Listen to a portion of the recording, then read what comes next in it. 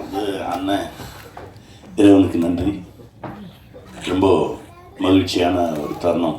என்னுடைய திரைப்படத்துக்கான மேடையில் அதை விட அதிக மகிழ்ச்சியோடு இந்த மேடையில் நிற்கிறேன். அண்ணன் அமீர் அண்ணனுக்கு நன்றி சொல்லணும். நான் அண்ணன் இல்லைன்னா நாங்கள் 2 பேரும் சந்திச்சிருக்கவே மாட்டோம். பருத்தி வீரனில் 2 பேரும் சேர்ந்து வேலை பார்த்தோம். அற்புதமான ஒரு பயணம், ரொம்ப கடின உழைப்பு.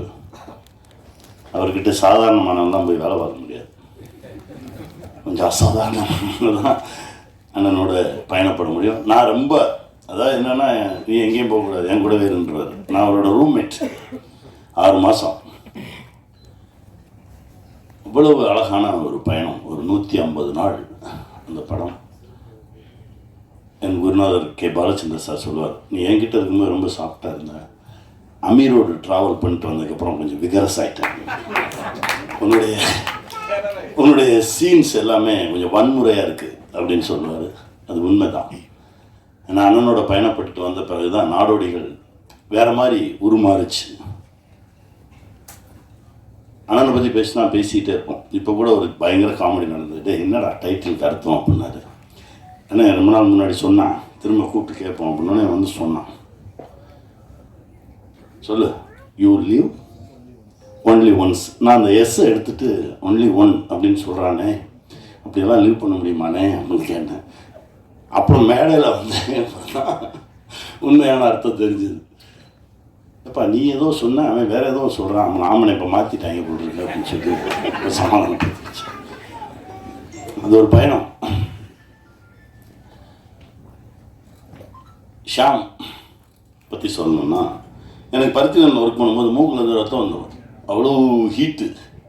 இவர் கிண்டல் பண்ணுவார், நீ என்ன ஜெயபிரதா மாதிரி மூஞ்சில் மூக்கிலேருந்து ரத்தம் வந்துடுது அப்படின்னு இவர் கிண்டல் பண்ணுவார். ஷாம் வந்து என்கிட்ட சின்சியராக, சார் இல்லை சார் என்ன பிரச்சனைன்றதை உடனே பார்க்கணும், போவோம் ஹாஸ்பிட்டல் போவோம் அப்படின்னு சொல்லி என்ன நிறைய நேரத்தில் என் பக்கத்தில் இருந்து பார்க்கும்போது தான் நானும் ஷாமும் ரொம்ப கிட்ட நெருங்கணும் உளவியல் ரீதியாக.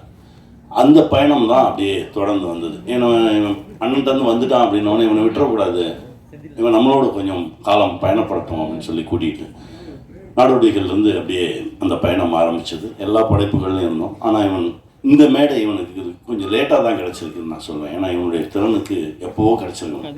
ஏன்னா எனக்கு நிறைய விஷயங்கள் தெரியாது, எனக்கு எல்லா விஷயத்தையும் கற்றுக் கொடுத்தான். நிறைய விஷயம் எனக்கு கற்றுக் கொடுத்துருக்கான் டெக்னிக்கலாக. நான் சொல்லுவேன் இல்லை அவன்கிட்ட கேளுங்க, அவன் சொல்லுவான் அப்படின்னு சொல்லி நிறைய இவங்ககிட்ட விட்டுட்டு போயிடுவேன். இவ்வளோ தூரம் என் பின்னாடி இருந்து. ஏன்னா ஷியாமும் ஷாஜகானும் இருந்தாங்கன்னா எனக்கு வேறு ஒன்றுமே தேவையில்லை, நான் பாட்டுக்கு என் வேலையை மட்டும் பார்ப்பேன், அவங்க பார்த்துக்குவாங்க. அப்படி தான் என்னை இது வரைக்கும் நடத்தி கொண்டு வந்தாங்க. அதனால தான் சொன்னேன், இந்த படத்துக்காக ஏதாவது ஒரு வகையில் என் கூடவே நிற்கணும்னு சொல்லி இந்த மொமெண்ட் வரைக்கும் அந்த பயணம் போயிட்டுருக்கு. கண்டிப்பாக இந்த படம் மிகப்பெரிய வெற்றி பெறும். ஏன்னா இந்த படத்தில் உயிர் இருக்குது, அவ்வளோ உழைச்சிருக்காங்க, நிறைய நல்ல மனிதர்கள் உள்ளே இருக்காங்க. தேவ் கவலையப்படாதீங்க, நல்லா வருவீங்க, சந்தோஷமாக இருப்பீங்க. உங்களுடைய கனவுகள் ஆசைகள் எல்லாமே நிறைவேறும். பக்கத்துலேயே இருந்து எங்கேயோ ஒரு சீட்டில் உட்காந்து பார்த்துட்டு தான் இருக்காங்க. ஏன்னா நான் சரவண்கிட்ட சொன்னேன், சரவணன் உங்கள் படம் பார்த்ததுக்கப்புறம் உங்களை பார்க்கணும்னு நினச்சேன், இன்றைக்கி தான் பார்க்க முடிஞ்சது. அதாவது நம் கண்ணுக்கு எதை காட்ட வேண்டும் என்பதை இறைதான் முடிவு பண்ணுது. நம் கண்ணுக்கு தெரியாமல் நிறைய பேர் இங்கே இருக்காங்க. நம்ம பார்க்குற மனிதர்கள் இல்லாமல் இன்னும் பல லட்சம் ஆத்மாக்கள் இதுக்குள்ளே இருக்குது அப்படின்றத நீங்கள் உணர்த்துனீங்க. அதையும் நான் தேவுக்கு சொல்கிறேன், இங்கே தான் இருக்காங்க அப்பா அம்மா மாமா எல்லாருமே. சந்தோஷமாக இருங்க, உங்களுடைய கனவுகள் மெய்ப்படும். வாழ்த்துக்கள்.